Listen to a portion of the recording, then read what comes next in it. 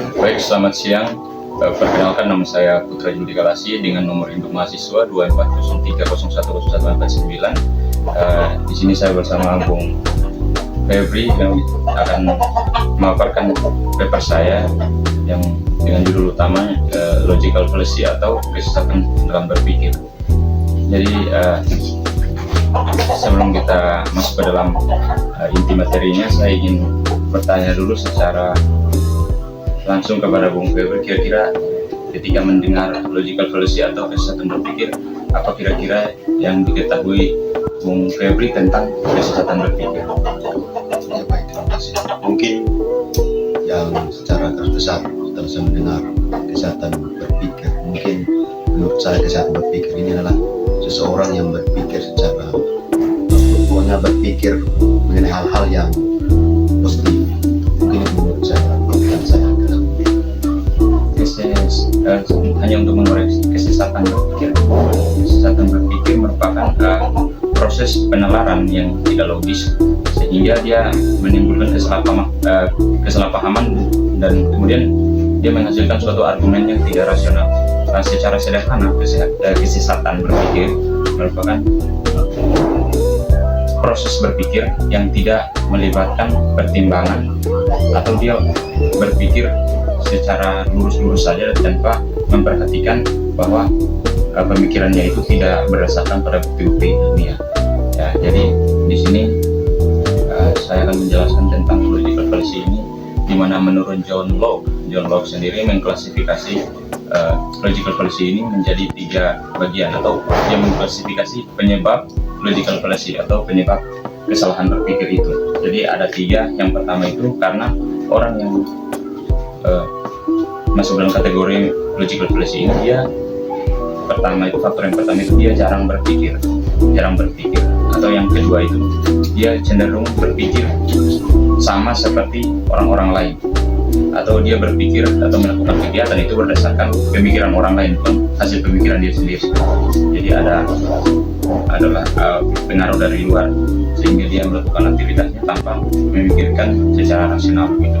Terus yang kedua itu subjek tidak menggunakan rasio. Subjek tidak menggunakan rasio ini seperti orang yang memiliki cenderung menggunakan logical fallacy ini, dia tidak berpikir secara rasio atau rasional atau berpikir secara logis, sehingga ini mengakibatkan dia membuat argumen yang tidak valid atau tidak dapat dibuktikan secara ilmiah.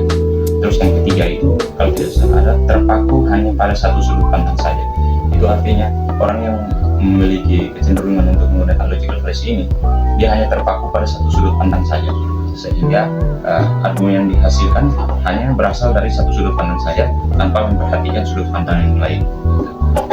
Jadi sebelum kita masuk kepada jenis-jenis logical fallacy atau jenis-jenis yang kesesatan berpikir yang cenderung ditemui di masyarakat umum, saya akan bertanya kepada Bung Febri, kira-kira kalau seseorang dalam perdebatan itu dia menyerang menyerang pribadi lawan debatnya, bukan argumennya, itu kira-kira termasuk logical fallacy atau tidak kalau menurut Bung Febri?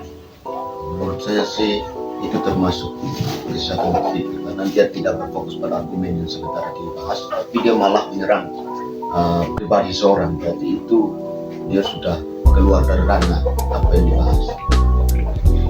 Sangat clear sekali, sangat jelas sekali yang disampaikan. Terus ada pertanyaan lagi, menurut Bung Febri, kenapa argumen seperti semua orang melakukan ini jadi ini benar, itu bisa saja bermasalah gitu. Jadi kalau semua orang melakukan ini dan itu dianggap benar, apakah itu logical fallacy atau tidak kalau menurut Febri? Dia lebih konteksnya lebih ke saya melakukan ini karena semua orang menganggap ini benar, itu logical fallacy atau tidak kalau menurut Febri? Kesalahan berpikir atau tidak?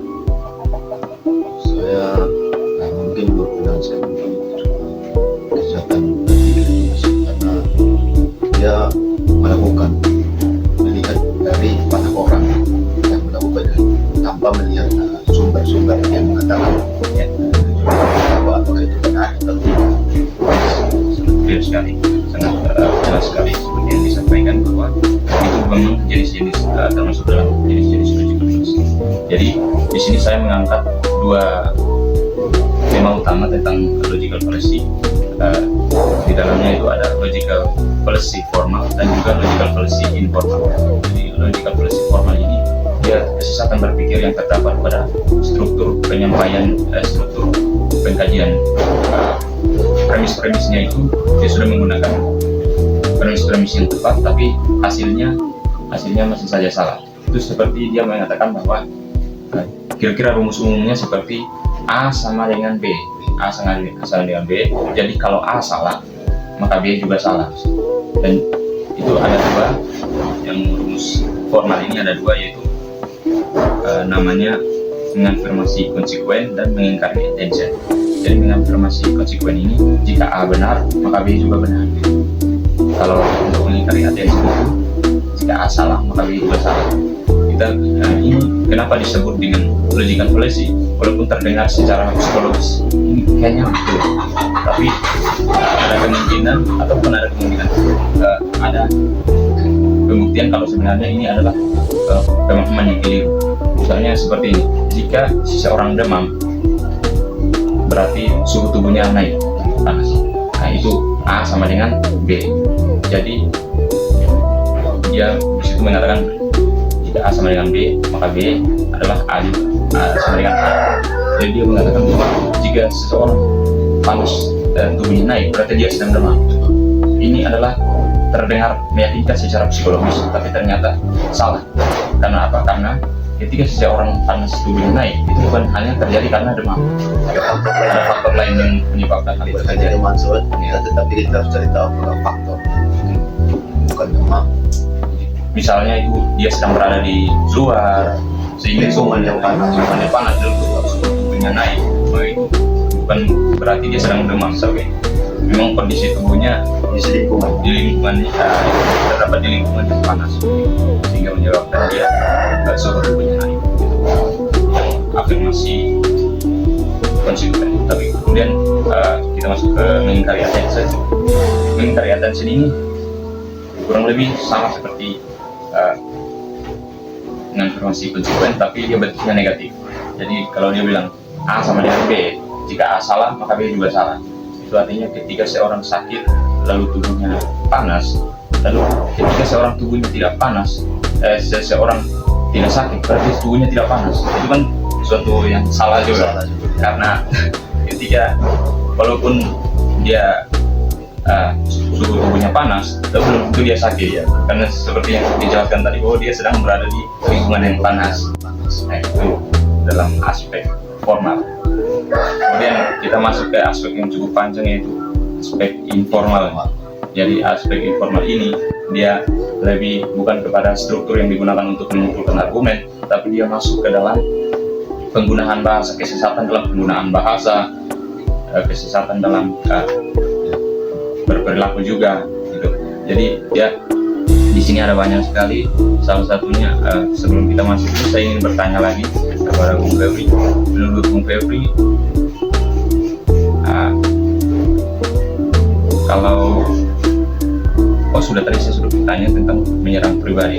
Seorang menyerang pribadi itu tadi kalau tidak salah Bung Febri mengatakan bahwa itu adalah logical fallacy juga, karena dia selalu berpikir dia tidak fokus kepada argumennya, tapi dia fokus menyerang pribadinya. Dan ini di dalam logical fallacy informal disebut dengan istilah ad hominem, atau dia fokus untuk menyerang pribadi daripada menyerang argumen. Ketika dalam suatu perdebatan, misalnya perdebatan tentang ekonomi, lalu kemudian salah seorang mengatakan bahwa menurut saya ilmu ekonomi itu adalah ilmu yang ilmu pemaksimalan sumber daya untuk mendapatkan hasil yang maksimal. Kemudian ada dari lawan bicaranya itu mengatakan, kamu tidak bisa berpendapat seperti itu karena kamu tidak bersekolah. Itu menyerang pribadi. Itu menyerang pribadi. Itu tidak fokus pada topik pembicaraan, tapi langsung menyerang. Itu merupakan suatu logical fallacy yang umum kita temukan di masyarakat umum, di lingkungan sekitar. Itu menjadi suatu hal yang perlu diperbaiki karena kita harus fokus kepada argumentasinya, bukan pada pribadinya. Kemudian di sini ada strawman ada atau dalam istilah apa ya, istilah sehari-harinya orang sebut orang-orangan sawah ini dia fokus kepada menyederhanakan argumen lawan untuk menyerangnya. Jadi misalnya ketika dalam rapat di suatu sekolah, terus ada guru yang mengusulkan untuk lebih banyak latihan soal matematika, maka orang tua murid di situ dia menyimpulkan secara sederhana maksud guru ini, dan dia mengatakan bahwa kalau Bapak mengusulkan lebih banyak soal matematika, berarti Bapak tidak peduli dengan membaca dan menulis, karena Bapak lebih. Nah, itu adalah kesesatan berpikir, karena ketika guru tersebut mengusulkan untuk perbanyak soal latihan matematika, bukan berarti dia mengabaikan menulis dan membaca, tapi dia memang ingin mempertegas penggunaan dalam hal ini berhitung ini, karena ada kekurangan di sana, karena ada ketidakmampuan siswa untuk mengatasi itu, bukan karena dia harus ada peningkatan, tapi bukan karena dia mengatakan bahwa itu adalah itu menyimpulkan bahwa dia tidak setuju tentang menulis atau membaca itu. Nah, jadi ini merupakan argumentasi yang cacat. Kemudian ada red herring atau pengalihan topik. Red herring ini bisa ditemukan pada pejabat. Ketika kita bertemu seorang pejabat, misalnya seorang DPR lah, lalu kita bertanya begini, Bapak, bagaimana keberlanjutan RUU perampasan aset misalnya? RUU perampasan aset, lalu dia akan menjawab, oh, perampasan aset ya, berarti mengambil aset-aset orang. Oh, saya dulu mempunyai kekayaan sekian. Pokoknya dia akan ngelantur terus dan lari semakin jauh dari topik. Melenceng jauh. Apa yang ditanya? Sehingga jawabannya tidak akan ditemukan. Dia mulai menghindar. Itu sebenarnya trik. Iya. Tapi itu juga kesalahan berpikir karena pengalihan topik. Kemudian masuk lagi ada namanya ad populum atau mengacu pada populasi yang tadi saya sampaikan, saya tanya tadi, yang kalau saya melakukan ini karena masyarakat menganggap ini benar. Jadi misalnya begini, dalam suatu lingkungan ketika seluruh masyarakatnya minta maaf berpendidikan rendah, lalu mereka menganggap bahwa 1 tambah 1 5, kemudian dia lahir di situ dan dia menganggap bahwa argumen itu valid hanya karena semua orang percaya menganggap bahwa 1 tambah 1 5. Itu kan suatu kesesatan berpikir, karena kondisi lingkungan yang di mana mereka menggeneralisasi, bukan menggeneralisasi, tapi mereka lebih kayak menganggap 1 tambah 1 itu 5 dengan hal yang tidak berdasar, tidak bisa dibuktikan secara ilmiah gitu. Terus kita masuk kepada appeal to authority. Appeal to authority ini sendiri merupakan kesesatan berpikir yang biasa orang sebut dengan melihat penyampai beritanya tanpa melihat apa yang disampaikannya. Dilihat dari apa yang tidak dilihat dari apa yang disampaikannya, tapi dari siapa yang menyampaikannya. Dan tidak fokus pada isi argumennya, tapi dari siapa yang. Jadi mereka tidak peduli apakah itu benar atau salah, tapi ketika siapa yang menyampaikannya mereka akan langsung percaya. Misalnya dalam suatu dalam debat tentang agama, lalu seseorang itu dia menjelaskan bahwa menurut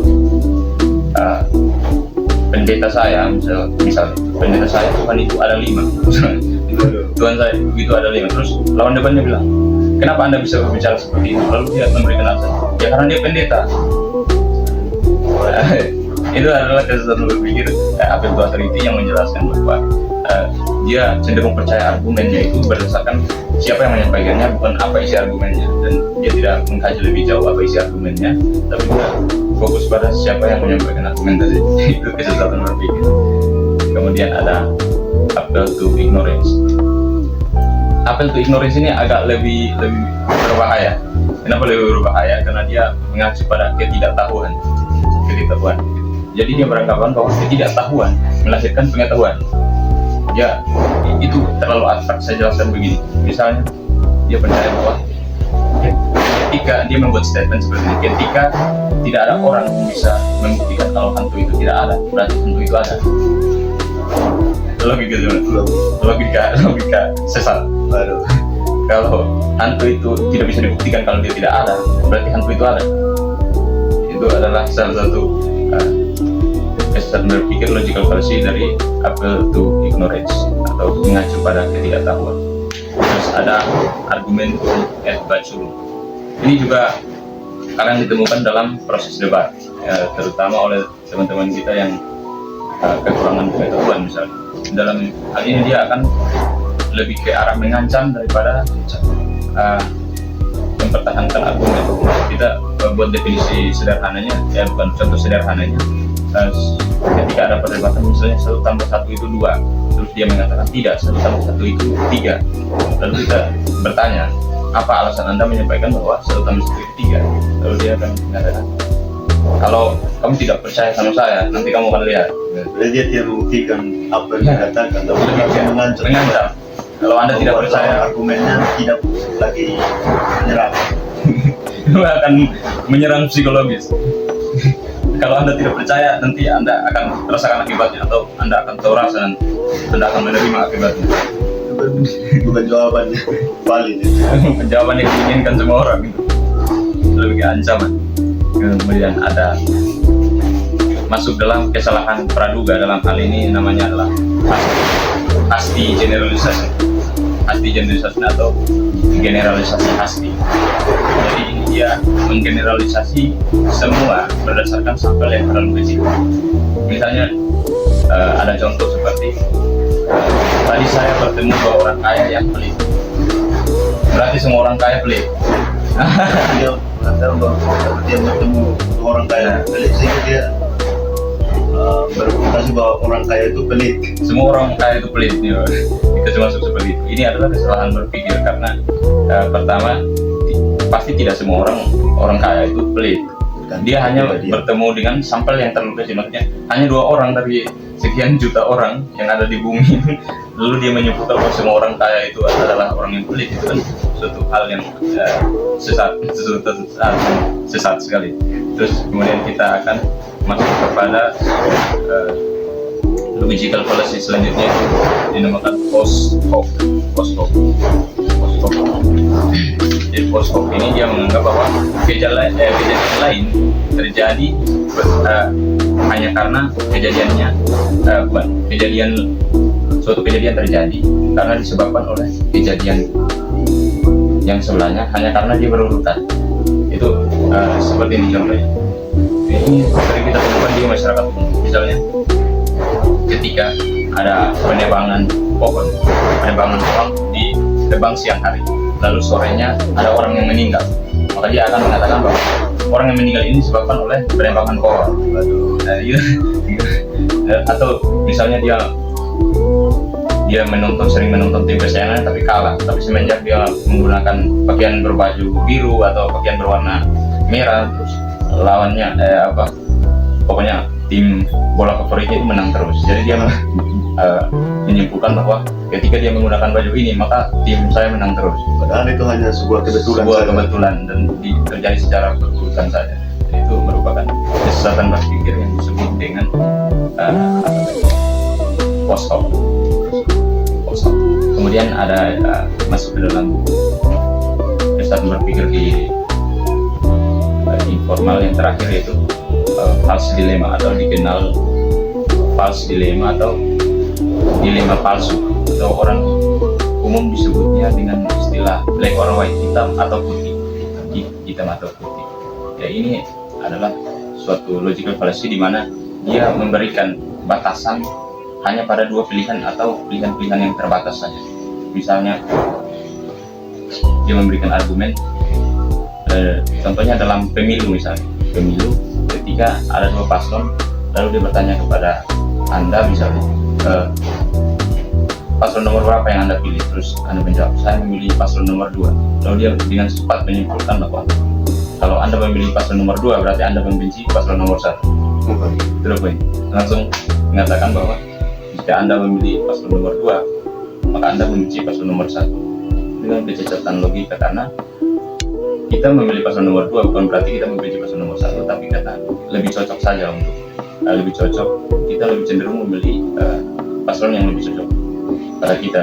Misalnya lebih cocok dari karakternya atau visi misinya, itu lebih masuk akal pada kita, maka kita akan memilih paslon tersebut, paslon nomor 2.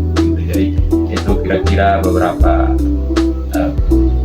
penjelasan mengenai logical fallacy, formal dan informal. Kemudian kita akan masuk ke dalam cara menghindari logical fallacy. Cara menghindari logical fallacy ini, sebelum kita masuk saya akan bertanya kepada Bung mengenai cara-cara menghindarinya menurut Bung sendiri.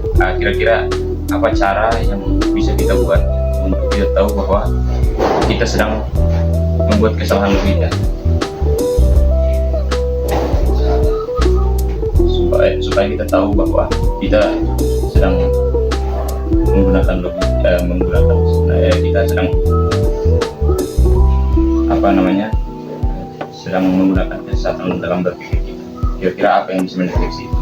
Yang mungkin sih harus ada peningkatan di supaya dia paham bahwa tidak saya melakukan ini, dan dia tahu bahwa yang saya lakukan ini termasuk dalam kesalahan berpikir, sehingga dia tidak melakukan yang sudah betal ya kaitnya. Terus pertanyaan kedua di sini, jika dalam perdebatan Bung Febri menemukan bahwa lawan debatnya ini menggunakan logical fallacy atau penalaran yang kira-kira apa yang dilakukan?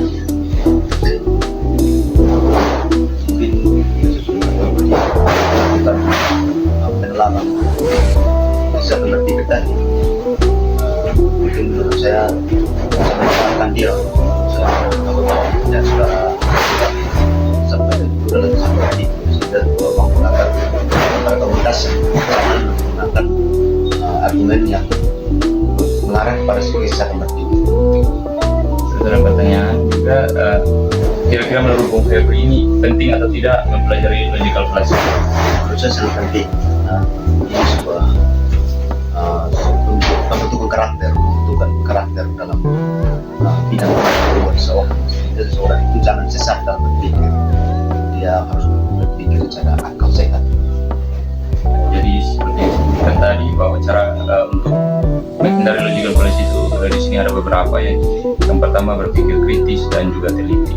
Jadi berpikir kritis diperlukan untuk kita bisa menghindari namanya logical fallacy. Kedua, berpikir secara teliti. Artinya tidak boleh mengabaikan satu atau dua hal yang terdapat dalam argumen, sehingga hal itu berpotensi menjadi kesalahan. Terus ada kedua, ada fokus pada argumen bukan pribadi. Kesalahan tadi pada Ed Hominem yang mengatakan dia fokus menyerang pribadi, bukan menyerang argumen, itu harus dihindari. Jadi kita harus fokus pada argumennya, bukan pada pribadi. Jadi itu tidak ada. Terus ada jangan terjebak dalam pilihan terbatas. Seperti saya jelaskan tadi, yang post hoc dalam hal ini black post hoc, false dilemma atau black or white thinking. Itu kan hanya memberikan pilihan pada dua aspek saja. Jadi ketika bukan A berarti B, kalau bukan B berarti A. Padahal bisa saja kalau bukan A, C atau D begitu. Ada faktor lain yang mempengaruhi kedua hal tersebut. Terus ada hindari berasumsi tanpa bukti. Seperti saya jelaskan tadi bahwa pada appeal to ignorance atau mengacu pada ketidaktahuan itu merupakan asumsi tanpa bukti. Jadi dia menjelaskan bahwa itu ada karena dia tidak tahu. Mengacu pada ketidaktahuan, itu ada karena tidak ada yang bisa membuktikan kalau itu tidak ada. Ini merupakan kesesatan berpikir. Terus kemudian ada gunakan argumen yang didasarkan pada fakta dan bukti. Jadi argumen harus dalam berpikir untuk menghindari logical fallacy ini harus menggunakan argumen yang didasarkan pada fakta dan bukti yang bisa dibuktikan secara rasional. Terus ada jangan terpancing pada popularitas, appeal to authority, atau melihat siapa yang menyampaikannya, bukan apa yang disampaikan. Itu merupakan kesesatan berpikir sehingga harus dihindari. Terus ada evaluasi konsekuensi rasional. Tadi saya belum menjelaskan bahwa ada kesesatan berpikir yang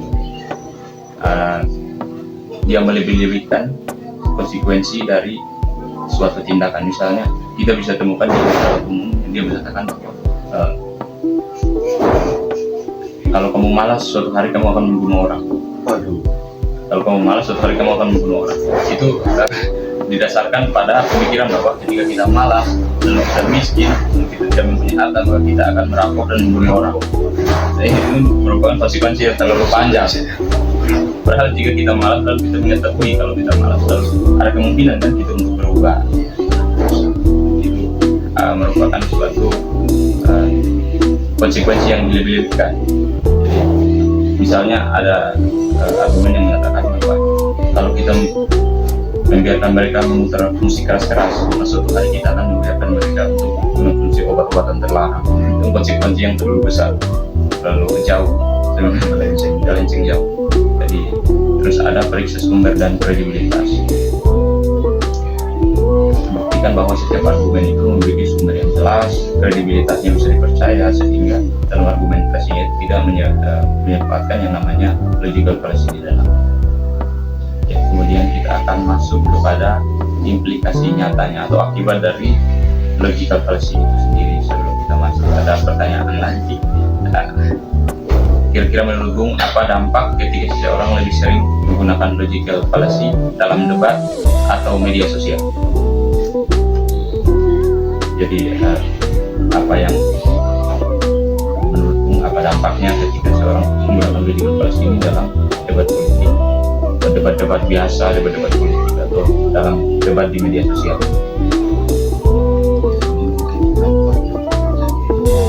Bisa kebiasaan buruk berdampak negatif dalam lingkungan hidup. Jadi Oke. Terus kemudian ada pertanyaan kedua, pernahkah Bung lihat di publik itu biasa ada sebuah diskusi yang berakhir ricu gara-gara penyerangan pribadi bukan penyerangan argumen. Fokus untuk menyelesaikan argumen.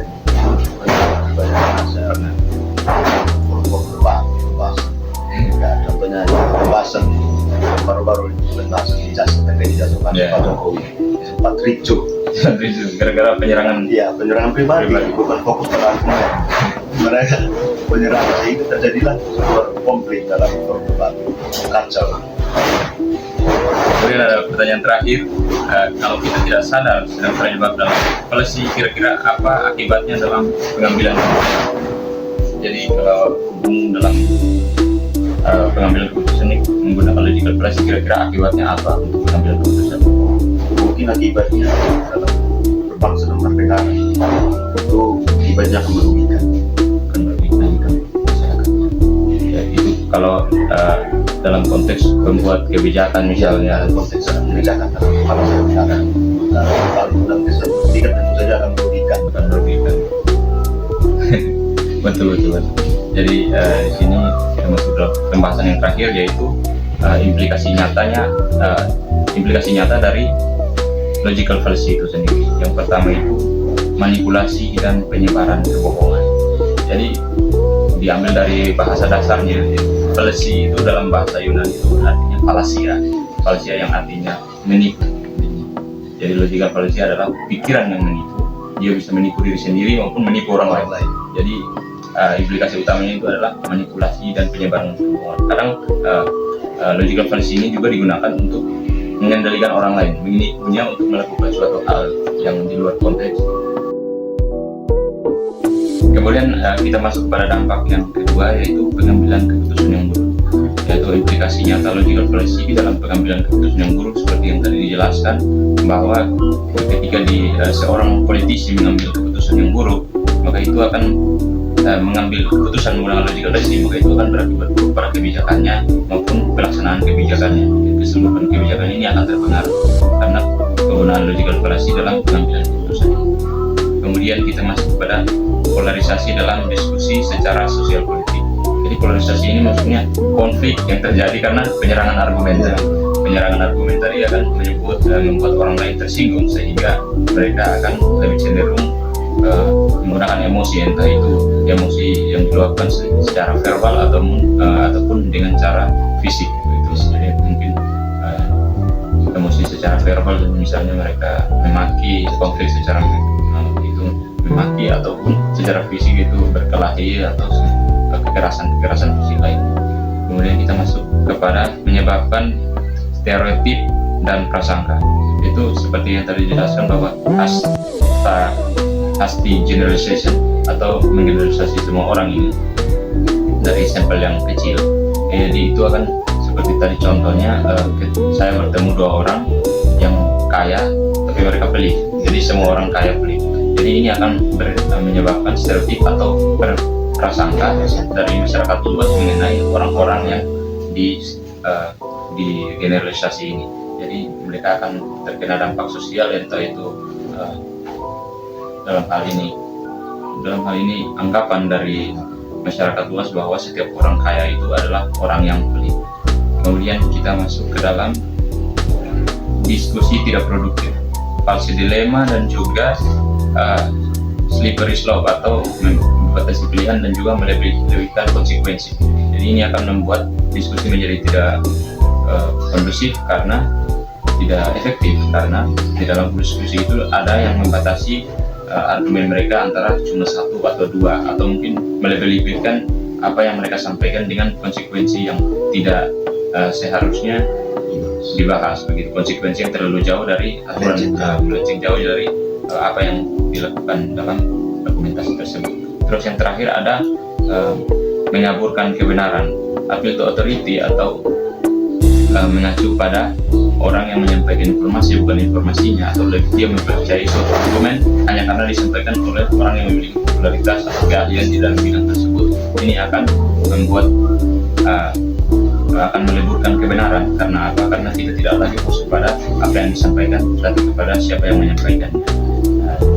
Jadi kira-kira itu saja yang bisa kita bahas kali ini tentang logical fallacy, jenis-jenisnya, dampaknya, cara menghindarinya.